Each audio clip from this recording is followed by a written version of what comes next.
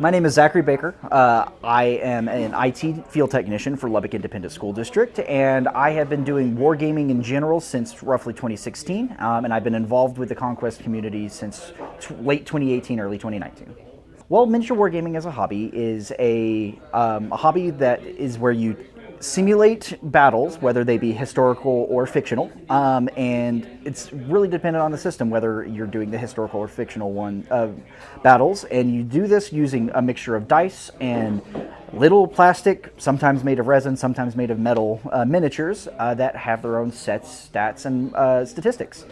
What got me originally interested in this system is I was up at the store in late 2018, and the store owner, Aaron Eldridge, walks in with a box with all of this stuff from, I think it was GammaCon, which is a convention specifically for store owners and business owners that do this sort of thing. Well, the new company Parabellum had just released these models, and he took some back with him because he was interested.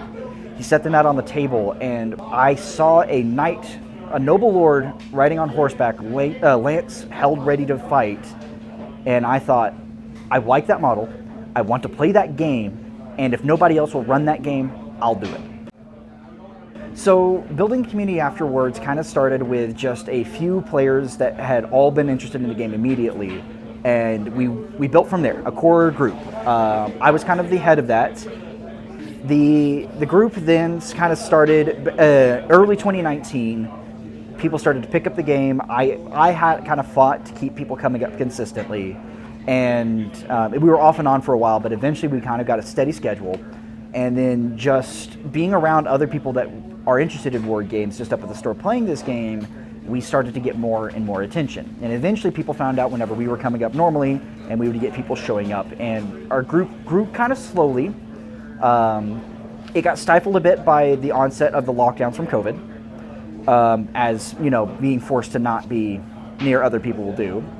But it survived. From there, we got back to it regularly. I grew the group even more by consistently coming up, and then we had our first official tournament that drew a lot of attention from other players up at the store in March of 2021, I want to say. And from there, we've just grown more and more and more. We've got at least, counting the people that are off and on as well, we've got at least 20 players. Our core group mainly consists of roughly 12 players, though. So the main thing that I do is I have a consistent presence here up at the store. I am here every Friday at the very bare minimum between the hours of 6 and 8 o'clock, just so that way, if nothing else, if somebody comes into the store asking, "Hey, what's this Conquest game? I need to know somebody to talk to about it." The store employees can say, "Our Conquest guy is here between these hours on this day," and I can meet people that way. Other than that, I communicate with people through social media to schedule, that have shown interest in the game, to schedule demo games, to get them a taster game where I kind of control the flow of the game a little bit, just to give them like I said, a taste of the game where they don't have to drop a single cent on it before they try it. That usually gets people a little bit more interested if they can go, "Oh, I don't have to spend money, we'll go." And a lot of the time, I get people to say, "Oh, this is really cool. I might take a look at it," and then I never hear from them again. Other times, I will get a message a couple hours after they've gone home and say, "Hey, I'm looking at this. Can you help me with advice for what I need to buy next? XYZ." And then that's how I know I've got somebody. So in a way, I kind of am a salesman for the game, even though it's more for the love of growing the community than anything else. Yeah, so other hobbies like D&D and video games are great. They can be communal, they can be very sociable, but they typically have a little bit of an impersonal flair to them.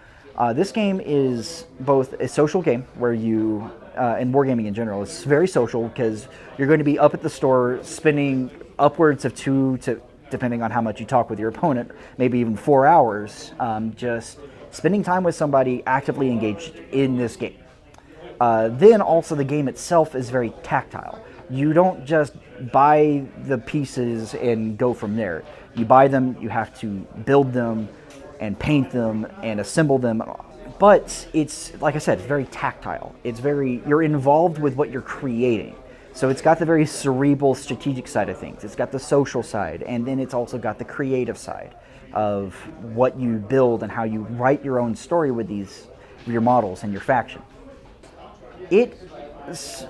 So I am a nerd, and there's a lot of connotation with that word, and that I'm socially awkward. I am a little bit of a shut-in and that sort of thing. It's kind of helped force me be out and around people. It has helped develop my interpersonal skills extremely well. I am very different than I was just fresh out of high school. And it's been a joy just to grow as a person that way and grow both creatively and the strategic side of things. You tend to think things a little bit different, a little bit more thoroughly whenever you engage in these sorts of hobbies that force you to do that. And it applies to not just the game, but life in general. What drew me to the setting itself is that it is a pretty standard fantasy setting with its own, I'll use the word again, heavy metal twist. I like to describe it as if Tolkien had listened to Megadeth in high school. The setting, but the system, I am drawn to it because it is incredibly straightforward. It is easy to pick up, but the skill ceiling, once you master it, is so immense that there's so much room for improvement, and all people can be welcome and enjoy this game. 7 factions, here's the elevator pitch for each of them. 100 Kingdoms are very heavily inspired by the Holy Roman Empire. They're a loose affiliation of kingdoms that sometimes work together, sometimes works against each other. Sometimes there's more than 100, sometimes there's less. But they are the central bastion of humanity in this world that seems to want to kick humanity out. Then we have the Spires. These are the forces of the world wanting to kick humanity out.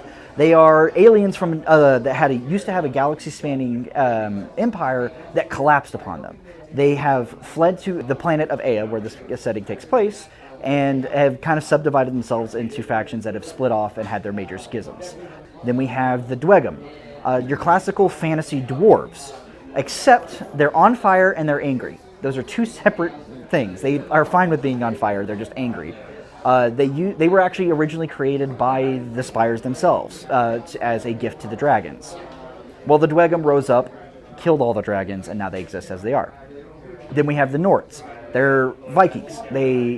All of the history and mythology of the Norse and the Danish and that sort of thing from our real life are present just in a different way. They were at one point members of the wider human kingdoms, but have since declared their own independence and have made peace with the giants that roam their lands. Number 5 is our Wadrun. They were also created by the Spires, go figure, and they also rebelled against the Spires, go figure, and in essence, they are your classic fantasy orc archetype, except they ride dinosaurs. Hard to really go wrong with orcs riding dinosaurs. Number 6 is we have the Old Dominion. They used to be a vestige of humanity. They are basically the Roman Empire, except they're undead. Zombies and ghouls and ghosts that are trying to snuff out the unfortunate curse of life upon the world. And then last but not least, the faction that was most recently released earlier this year is the City-States. They are Greek-inspired, and they are kind of the most technologically advanced faction in this world. And they were at one point, before the Old Dominion fell and became what it is, they had separated themselves from it and became their own society that then basically built big walls, turned off the lights, and said, nobody's home, don't bother us. After the most recent update to the rules, there is one more popular army that would be the Nords, the Viking faction. But other than that, there's just been a slight spike in the number of people that own that army. But other than that, we have a pretty consistent spread across the board. There's 7 factions in the game, and they're all pretty well represented. I play 2 different armies. 2.5, sort of. I have my 100 Kingdoms.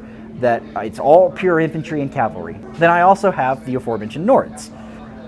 The half army that I own is one of the 2 armies that I run demo games with whenever I'm teaching new players. So the absolute highlight that we had in this game that I can think of off the top of my head right now is during one of our first ever tournaments. It was coming down to some of the last rounds, and 2 of our 2 Nord players at the time were playing a game against each other. The only things that were left on the board was Chris had a giant that was still alive, but it was on its last legs. And then Tyner had a hero character that was on his last legs. They go to the next round. One of them goes first. I don't even remember who it was. And they swing, and their giant kills the other regiment. But there's a concept in this game called die fighting, where if a character has his regiment destroyed before he gets to attack, he gets to die fighting. So he swings back and kills the giant. Everyone on the board is dead. Nobody has any army left, so they call me over. I'm like, all right, well, there can't be a tie in this game, so who killed each other first? And they said, well, it was this. And I was like, so it happened at the same time. All right, well, who had more points? They said, well, we were tied on points too. And so from the above tabletop, we had a good laugh about how it was like, oh, they just killed each other and nobody wins. But we then twisted it around to the more story aspect of it, of a completely valiant end of a great Nordic hero giving his last breath to kill an evil giant who had attacked their lands. And so it's just kind of gone on as a story that we always tell people about this game from the early days, and it's very treasured moment for the community as a whole.